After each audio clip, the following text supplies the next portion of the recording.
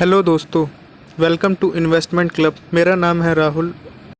और दोस्तों, बहुत जल्द एलआईसी यानी लाइफ इंश्योरेंस कॉरपोरेशन का आईपीओ आने वाला है और ये आईपीओ इंडिया का biggest and most successful IPO भी हो सकता है। और आपने एलआईसी के बारे में तो सुना ही होगा, आपके पास एलआईसी की पॉलिसी भी हो सकती है। लेकिन एलआईसी से रिलेटेड कुछ ऐसी भी इंफॉर्मेशन है जो शायद आपने पहले कभी नहीं सुनी हो।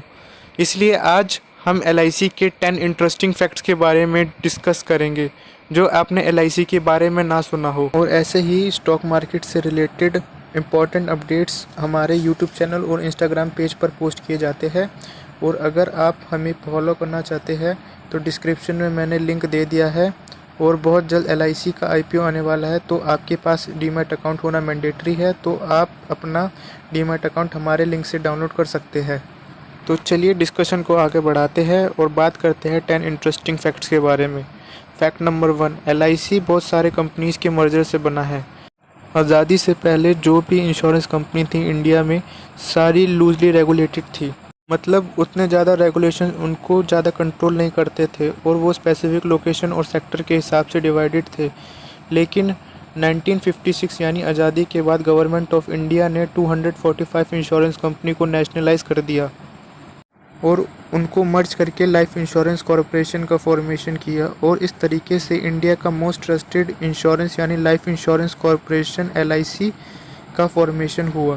फैक्ट नंबर 2, एलआईसी अपने इंडस्ट्री में कई दशकों तक इकलौता प्लेयर था। जब 245 कंपनी से एलआईसी बना, तब गवर्नमेंट ऑफ इंडिया ने इंश्योरेंस के बिज़नेस को रिस्ट्रिक्ट कर दिया और इस बिज़नेस को मात्र गवर्नमेंट कंपनीज तक ही सीमित रखा। इंश्योरेंस के सेक्टर में एलआईसी ही इकलौता प्लेयर था और पूरे भारत में इंश्योरेंस का बिज़नेस सिर्फ एलआईसी के कंट्रोल में था और 100% मार्केट शेयर था। और ऐसे ही 44 इयर्स तक इंश्योरेंस के बिज़नेस में सिर्फ एलआईसी ही इकलौता प्लेयर था। और 2000 में प्राइवेट कंपनीज़ को भी इंश्योरेंस सेक्टर में आने के लिए परमिशन दे दिया। इसके बाद एचडीएफसी, आईसीआईसीआई, टाटा, एआईए जैसी कंपनीज़ ने अपने आप को स्टैब्लिश करना स्टार्ट किया। और ऐसे ही आपके माइंड में कोई इंटरेस्टिंग फैक्ट्स है एलआईसी के बारे में जो हमने इस वीडियो में कवर नहीं किया है, तो आप उसको कमेंट सेक्शन में बताइए। और जो वीडियोस यूट्यूब पर रैंक होती है वो हमारे लाइक के ऊपर डिपेंड करती है, इसलिए आप हमें हमारी मेहनत के बदले कुछ देना चाहते हैं तो वीडियो के ऊपर आप लाइक दे सकते हैं। Fact number 3, life insurance corporation of India share market में भी इन्वेस्ट करता है और शेयर मार्केट में ये one of the biggest investor है। और अगर आप 31 दिसंबर 2020 तक का डेटा देखेंगे तो अराउंड 38,000 करोड़ का एलआईसी का नेटवर्थ है। और एलआईसी के स्टॉक पोर्टफोलियो में 20 स्टॉक्स थे, जैसे कि GAIL India, Axis bank, Canara bank, Maruti Suzuki, Titan company और भी बहुत सारे स्टॉक। एलआईसी एक डाइवर्सिफाइड इन्वेस्टर है, इसीलिए एलआईसी मेजॉरिटी गवर्नमेंट सिक्योरिटीज़ में ही इन्वेस्ट करता है जहां पर कैपिटल सेफ्टी ज़्यादा रहता है।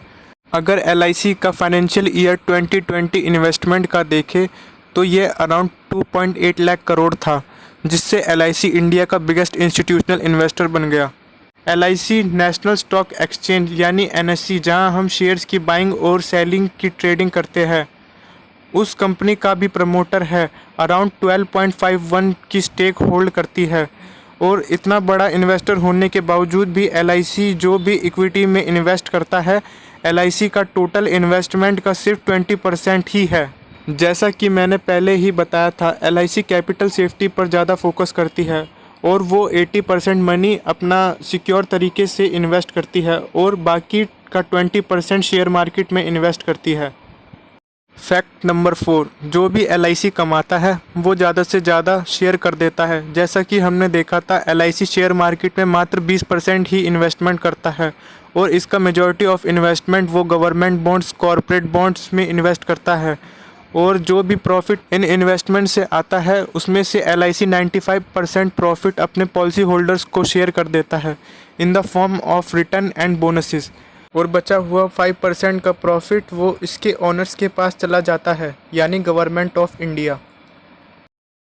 फैक्ट नंबर 5, एलआईसी एक मल्टीनेशनल कंपनी है। बहुत लोगों को लगता होगा कि एलआईसी एक इंडियन कंपनी है और इसका बिज़नेस सिर्फ इंडिया में ही है, लेकिन ऐसा बिल्कुल नहीं है। एलआईसी का बिज़नेस मल्टीपल कंट्रीज़ में फैला हुआ है और यह बिज़नेस जॉइंट वेंचर के रूप में है। वोली ऑन्ड सब्सिडरी के रूप में। इस बिज़नेस को कुछ कंट्रीज़ में एजेंट्स ने इस्टेब्लिश किया है और आज तक की बात करेंगे तो LIC का बिज़नेस अलग अलग कंट्रीज़ में फैला हुआ है। For example Fiji, Mauritius, UK, Singapore, Bahrain, Bangladesh, Abu Dhabi, Dubai, Kuwait, Oman, Qatar, Kenya, Sri Lanka, Nepal और सऊदी अरेबिया जैसे कंट्रीज़ में। फैक्ट नंबर 6, LIC अपने एजेंट्स को रिवॉर्ड करता है बड़े बड़े कमीशन के रूप में। बड़े फंड्स कलेक्ट करने के लिए LIC को एक बड़ी टीम की ज़रूरत होती है। अप्रॉक्स 11 लाख एजेंट्स LIC के साथ काम करते हैं और जो भी LIC की पॉलिसी में प्रीमियम कलेक्ट होता है उसमें से 20% कमीशन LIC अपने एजेंट्स को पे कर देता है। और इसी कारण की वजह से मार्च 2020 में LIC ने 21 करोड़ पे कर दिए थे अपने एजेंट्स को। Fact number 7, in the year 2022 LIC का बिगेस्ट IPO आने वाला है। 2010 में गवर्नमेंट ने 15,200 करोड़ का फंड रेज किया था कोल इंडिया के IPO के द्वारा और वो उस टाइम का बिगेस्ट IPO था।